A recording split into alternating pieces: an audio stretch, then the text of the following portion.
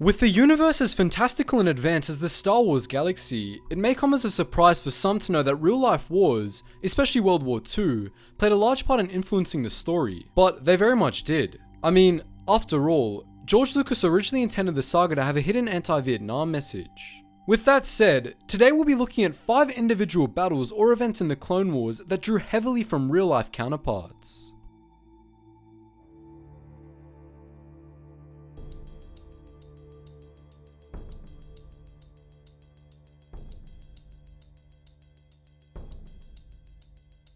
First on our list is the Battle of Christosis, specifically the part featured in Season 2 Episode 16, Cat and Mouse, which parallels with submarine warfare in both world wars. In the early stages of the Battle of Christosis, the Republic fleet was severely outnumbered by Admiral Trench's blockade, and so Anakin Skywalker used the cloaked stealth ship to slip past the Confederacy's warships and eventually destroy Trench's flagship.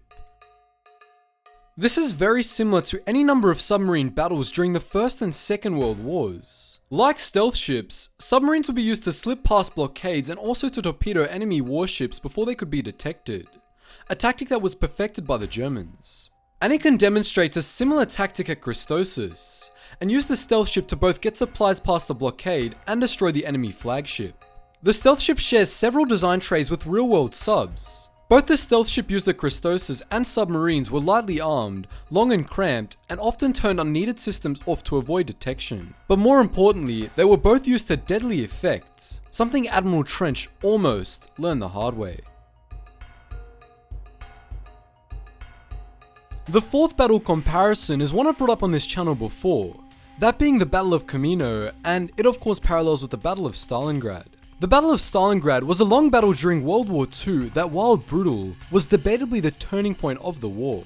During the Battle of Stalingrad, Soviet forces held onto the city despite the odds being heavily in favor of the Nazis. Pretty much every building was a crucial gain and both sides were determined to win. Ultimately, with the help of superior winter equipment and reinforcements, the USSR emerged triumphant. Both the Battle of Camino shown in the Clone Wars and the First Battle of Camino depicted in the Star Wars Republic comics bear a variety of close similarities to this battle. In both battles, the defense of Tipoca City came down to room-to-room combat, and each chamber became crucial to the overall battle.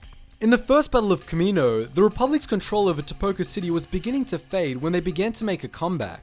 Likewise, at several points in the Battle of Stalingrad, the Nazis controlled the majority of the city, at one point having all but 5% of it under their control. But like the brave clones in both battles, the Soviets were able to pull through and eventually retake their city. The Battle of Stalingrad and the Battle of Camino were victories for the defenders, and could have been crushing to the war effort of the defenders if the battle was lost. Furthermore, all 3 battles share one key aspect in common: they had high casualties for all sides involved. Next up is another one we've discussed on this channel before, the Second Battle of Geonosis and its real-life counterpart, D-Day. In particular, we'll be talking about the early stages of the battle, which were of course featured in Season 2 Episode 5, Landing at Point Rain. Throughout the episode, Republic forces attempt to split into 3 groups and land at Point Rain from several vectors, after which the combined force would assault the shield generator for the main droid foundry. D-Day was a similar story. Allied landing forces planned to cross the English Channel and attack Nazi forces on 5 different beachfronts before continuing deeper into Normandy. In both battles, the attackers suffered heavy casualties but managed to gain a foothold. In addition, neither went perfectly. Only one of the 3 Republic attack groups actually landed at Point Rain, and the others were forced down elsewhere and subsequently forced to march to the landing zone.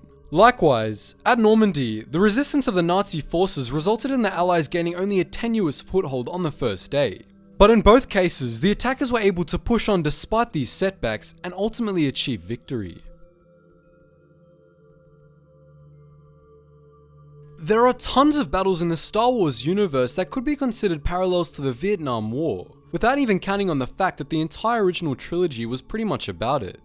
The Battle of Jabim's endless bad weather and massive casualty count evoked the Vietnam War to convey the true scale of loss in the Star Wars Republic comics, while the Battle of Fallujah's jungle combat and natural horrors called to mind similar experiences faced by many soldiers in real life. But the comparison we're going to focus on in this video is the parallel between Vietnam and the Battle of Umbara. Similarly to Vietnam, the Battle of Umbara was defined by one key aspect: underestimation of the local resistance. The Umbarans, like the Viet Cong, were more than ready to die for their cause and used guerrilla tactics to deal the Republic heavy losses. The clones that fought on Umbara faced hardship due to the collapse or sabotage of battle plans, as well as the hostility of the jungle, another story shared with the Vietnam War of course. With that said, all of the Vietnamese battles in Star Wars all share one characteristic with the actual Vietnam War. All are clear examples of the hell of war and its effect on the soldiers that fought in them. The last parallel on this list is a lesser known but interesting one. That of the hunt for the Malevolence in Season 1 of the Clone Wars and the World War II hunt for the German battleship, the Bismarck.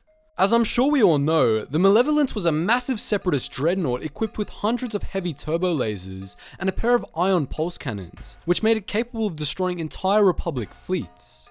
Likewise, the Bismarck was similarly large and deadly. Its displacement was greater than any other European warship in World War II, and was armed heavily enough to be more than a match for any ship in the British Royal Navy. But despite its combat capabilities, the Bismarck had a more sinister role. It was essentially to target British shipping in the Atlantic in order to cut off supply routes from North America. Similarly, the Malevolence's role wasn't to conquer planets, but rather to terrorize and destroy Republic naval groups. The Malevolence destroyed dozens of Republic Star Destroyers, prompting the Navy to waste precious resources on a massive hunt for the deadly weapon.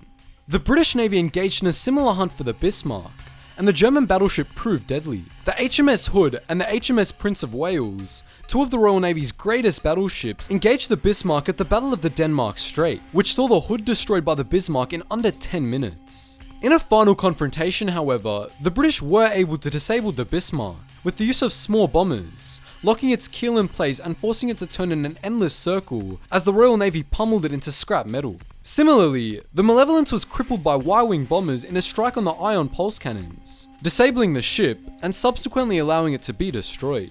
Anyways guys, those are 5 battles from the Star Wars universe that are based on real world events. And I want to know, which of these did you find the most interesting? Let me know in the comment section below. And also, if you like the content of the video, make sure you hit the like button so I know to do more of these in the future. Anyways guys, as always, thanks for watching and I hope to see you in the next video.